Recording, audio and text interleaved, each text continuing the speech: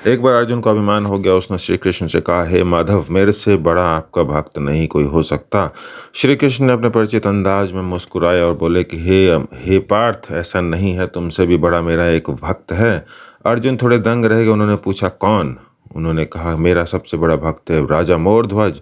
अर्जुन ने कहा, ये कौन है? तो श्री कृष्ण ने कहा कि चलो मैं तुम्हें दिखाता हूँ ये कौन है और मेरे कितने बड़े भक्त हैं। और राजा मोरध्वज के पास पहुँचने की तैयारी की उन्होंने।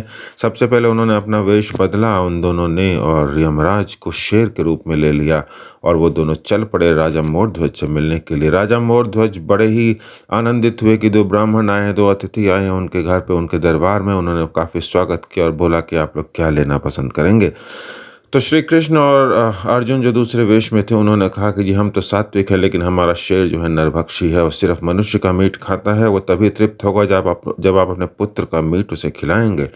राजा मोरध्वज थोड़े तो दंग रह गए, लेकिन उन्होंने एक तनिक भी नहीं सोचा। उसने कहा कि महाराज जो आज्ञा। उन्होंने अपने बेटे का सिर उस आरी से काटा और उस शेर के सामने रख दिया। ये देख के अर्जुन तो बेहोश ही हो गया। अर्जुन बेहोश हो गया, उसकी समझ में नहीं आया कि क्या बोले क्या करे। और वो श्री कृष्ण के पैरों में गिर पड़ा और बोला, हे प्रभु, आप मुझे माफ़ करें, मुझे नहीं पता था कि ऐसे भी भक्त हो सकते हैं, लेकिन कभी भी भक्त की ऐसी परीक्षा आप बिल्कुल भी ना लें।